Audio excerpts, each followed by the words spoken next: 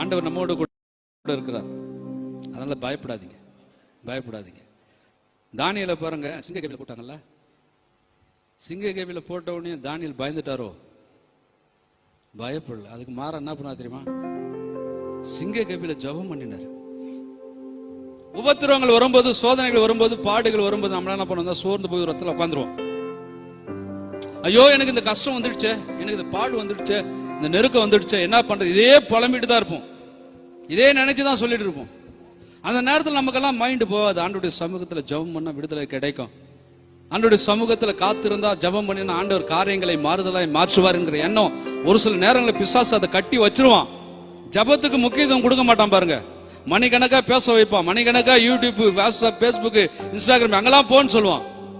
ஆனா மணிக்கணக்க கர்த்தருடைய பாதத்துல காத்திருக்க விட மாட்டான். ஆனா தானியேல் பாருங்க, சிங்க கேபில போட்ட உடனே அவர் சோர்ந்து போல, சிங்கங்களை பார்த்து பயப்படல,